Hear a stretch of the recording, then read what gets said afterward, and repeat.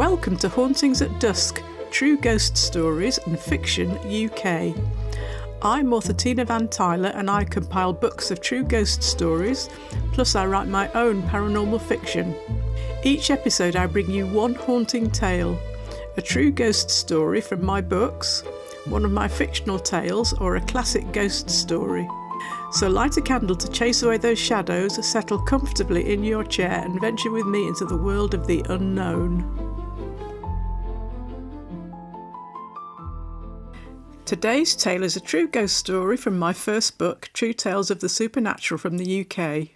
It's called Flawed, and in it, a young man, Lucas, has arranged a special anniversary weekend at an isolated riverside manor for his new bride, Mia. But what's wrong with their room? Number 11. Flawed. When it's the first anniversary of your wedding to the love of your life, you want the hotel to be pretty special. I found this incredible place in the countryside that I knew Mia would adore. Former inn, built in the mid-18th century, apparently descendants of the same family had owned it ever since, enlarging and improving it over time. As we swept up the drive in our car, she gasped at the imposing cream mansion. Nestled in a pocket of grand trees, it had tall windows and a central pillar capped by a turreted roof. "Wow, you do love me, Lucas," she grinned, squeezing my arm as we got out. "Pretty water," she said, referring to the broad lake with its pebbled bank yards from the house. Grabbing our cases from the boot, I followed her up the 2 flights of stone steps bedded into a grassy slope that led to the carved door, which stood open.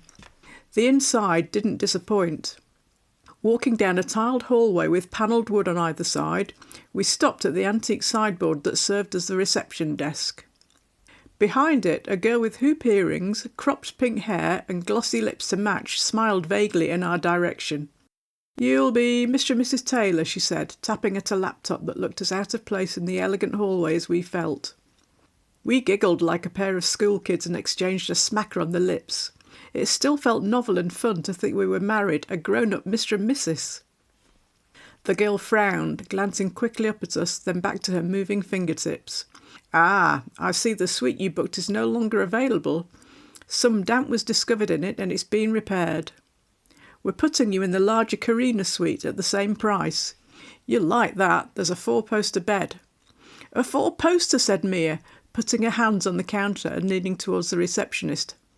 "I've never slept in one of those before. This is going to be special." "Yes," said the girl, not meeting Mia's eyes. "You should be very comfortable. Will be very comfortable," she continued, correcting herself. Reaching behind her, she took down a large key and handed it to Mia. "Room 11. Up those steps behind you, then turn left and it's at the far end of the corridor." Padding down a long hall with no other doors in it, we reached the end and unlocked the door to our room. It was large, with a thick cream carpet, and dominated by a huge bed with a post at each corner and a helmet of burgundy velvet around the top. By the head were matching drapes held back with metal clasps, and to the left of the bed were 2 almost floor-to-ceiling windows. Burgundy velvet curtains swept back from them with tasselled ropes. "Posh or what?" said Mia, delighted, going to the window. "What a view, right over the lake, and I can see some interesting-looking paths beyond it." I felt chuffed with myself for finding this place. It was just what Mia needed after her tough year. Actually, it had been tough for both of us, but I wanted to put Mia's needs first. Happy wife, happy life, as the saying goes. I smiled as I watched her cheerfully putting our things away in drawers. A red chaise longue stood at the foot of the bed, and there was a dresser with a kettle, cups and tea things against one wall. I was busy making us tea when I caught an odd scent on the air, a stale smell, like stagnant water. "Maybe not so good to have a lake so near to the house," I said to myself. The odour was really quite strong. I was about to ask Mia what she thought of it when I realised the smell had gone. Luckily, as it was September, we probably wouldn't be opening the windows, so I put it out of my mind. Opposite the bed were 2 doors. Mia went over and flung one wide. "Wow, even the bathroom is massive," she said. "And look, a corner bath you can fit 2 in." She winked dirtily at me. "And what's through this door? Paradise?" she asked, approaching the second door. She turned the handle and pushed, but it was locked. "Oh well," I said. "Let's drink our tea, then explore the grounds." It was a warm afternoon, and as we strolled by the lake and through the trees, I felt truly blessed. Later, we were about to nip upstairs to dress for dinner and maybe try out that double tub when Mia spotted the receptionist shrugging on her coat at the end of her shift as she said goodbye to the slender youth who'd come to take her place. "Excuse me," said Mia, walking over and addressing the girl, "but why is one of the doors in our suite locked? It's a bit eerie." The young woman stayed silent and buttoned up her coat, eyes on her fingers. The youth glanced at her, then at the laptop, which he pressed a few keys on, then at Mia. "Are you in the Carina?" he asked. Was that a hint of consternation in his voice? We nodded. "That door leads onto an adjoining room that couples use when they bring their children. It has 2 beds in. You don't have any children, so the door is locked. Is that okay?" he added, seeing Mia's face fall. "Yes, of course," I said, putting an arm around Mia and hugging her to me. The youth showed us the dining room and our table by the window, then we climbed the stairs to our suite. Once inside, Mia shut the door and put her back against it. "I wanted to spend one weekend, just one, not thinking about it," she said miserably. "And yet here we are, and there's a separate room for the kids, which we don't have." We'd been trying for a child for 3 years, and the doctors had found no reason why Mia couldn't carry a baby to term. She'd suffered a miscarriage 6 months ago and was just starting to feel like her old self. Next stop was IVF, but neither of us could face the stress of it quite yet. This weekend was supposed to help us relax, take our mind off babies, or rather the lack of them. Not much chance of that now. "And the receptionist girl was so rude," continued Mia. "Why would she ignore my question?" Pleased at the change of subject, I sympathised with my wife and, an hour later after a hot bath together, we enjoyed a superb dinner in the red-lined dining room before returning to our suite to get ready for bed. Mia seemed to have put her worries aside, along with her concerns about the closed-off room. "Actually, love, I'm exhausted after that drive from London," I yawned as we snuggled down in the bed and I felt her hand on my thigh. I know guys are always supposed to be up for it, but the room was making me uneasy and I wanted to get to the next day and hopefully a change of mood as fast as possible. The stale river smell had been strong in the room when we got back, but my instincts told me not to mention it to Mia.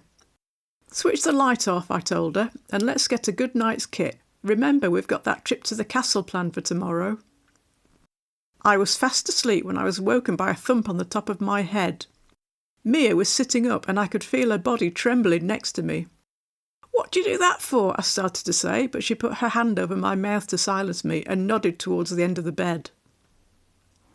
Pulling the edge of the cover down so I could peer over it, I saw a woman in a black gown gliding across the floor, having come from the direction of our main door. Her dark hair was piled on top of her head and she wore a white cap encircled by a blue ribbon. Around her waist was tied a white apron with a frilled edge. Ignoring us, she seemed to be carrying something small, like a child's garment, in the hand nearest to us. The most dreadful thing about her was her face. Her graceful movements and slender figure were that of a young woman, but her face was grey and bloated, as was her hand. Although the room was in shadow, I could see her clearly as she moved towards the second locked door. She opened it quickly, too quickly for us to see inside, then went in and closed the door behind her. Watching this, Mia and I were frozen with terror, but as soon as the door shut on the apparition, we both leapt out of bed yelling and clutching at each other. "What the hell was that?" gasped Mia, flicking on all the light she could find. "I saw a woman floating over the floor." "Yes, like her ankles were missing, and with a grey face," I replied shakily. "Grab your bathrobe, we're not staying in this room." Flying up the corridor and pelting down the stairs, we stopped in front of the desk youth, who raised his eyebrows inquiringly at the sight of Mia and I, wild-haired and wearing the white toweling robes we found in the bathroom. A nearby knot of guests turned to look at the commotion. Agitated and stumbling over our words, we described what we'd seen. The young man remained calm, his brow unfurrowed, and he spoke slowly, as you might to soothe someone who had suddenly lost their mind in front of you, which is exactly how we felt. "On a cloudless night there's a trick of light in the Carina," he said, "from the way the moonlight shines through the curtains, and a couple of other guests have reported seeing something similar. It's a shadow, I can assure you, nothing more. You did have a long drive today, I hear." Tiredness can play tricks on the mind, not helped by a few drinks on top. He was no doubt referring to the 2 bottles of fizz we'd put away with dinner. "Rubbish," I began to say, but Mia shushed me with a finger on my lips. "Do you have another room for us? We can't go back there tonight. I'm sure you understand." Smiling placatingly, the lad told us there was a small room available and picked up the phone to call a porter. 30 minutes later, Mia and I were in a cramped room settled in a normal double bed. "So that boy, with his patronising Stephen Fry voice, thought we were drunk and having a shared hallucination," I told her. "Let's leave tomorrow," said Mia. "There are loads of hotels nearby. An ordinary one will do me just fine." Luckily, we slept undisturbed and, next morning, we packed away the clothes the porter had retrieved and went to reception. Interestingly, the manager, a nervous man with a bald head and thick glasses, didn't charge us for our stay. "Think of it as a goodwill gesture," he said, patting his sweating upper lip and the top of his head daintily with a handkerchief as he saw us out. "Safe journey." "Well, there speaks a guilty man," I said as I tucked the cases back into the boot. "He knows what happened. Hallucination my foot. And why was he sweating? It's not that warm." "Lucas, we were tired and we did drink a lot," muttered Mia. "I'm going to put it down to that." We were opening the car doors when the girl with the pink hair rushed across the car park towards us in her coat. "Mr. and Mrs. Taylor?" This didn't sound cute to me or Mia today. "Yes," I said, leaning on the roof of the car. Mia watched from the other doorway. "You were down to stay 3 nights. I haven't been into work yet. I've just arrived. Did something make you want to leave? Something in your room?" She looked earnest today, not coolly indifferent as she had yesterday. Mia told her what we thought we'd seen. "Floating, you say," sighed the girl. "We don't let the Carina out anymore because too many guests have seen her. None of us go down that end of the corridor except the housemaids, and only then in twos during daylight hours. I did say to Mr. Hitchens, the manager, that we shouldn't put you in there, but money's been tight and he knows you wanted a big suite." "Seen who?" asked Mia, shocked. "Lally," said the girl. "She was a servant here way back and had a baby by one of the stable hands. The mistress couldn't have kids, so she said Lally could stay on if she handed the baby over to the mistress to raise as her own. Mistress had your room and the baby was in the one that's kept locked, off yours. But Lally kept going to see the child, wouldn't stop and was making a fuss, so the mistress sent her away anyway. Lally couldn't bear to leave a boy, so she drowned herself in the river, just outside your window." I was incredulous. "OK, so if Lally is a spirit, I guess her grey skin is because she drowned," I said. The girl nodded. Mia shuddered and I saw tears leak from the corners of her eyes. "A mother who lost her baby," she whispered. Damn this place. God knows how long this will have set Mia's recovery back. Even so, I thought we should hear the rest of the story. "But why is Lally floating?" I asked, cut off at the ankles. "Because," said the girl, "the flooring on that side of the house used to be 1 step down, about 6 inches lower.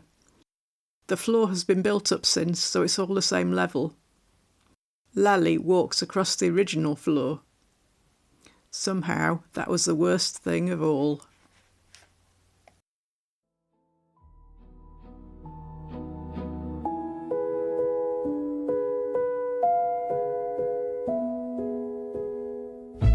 Thanks for listening to Hauntings at Dusk. If you enjoyed today's episode, please subscribe on your favourite podcast platform. Join me again in 2 weeks for another shiver-inducing supernatural story. New episodes on the 1st and 3rd Friday of every month.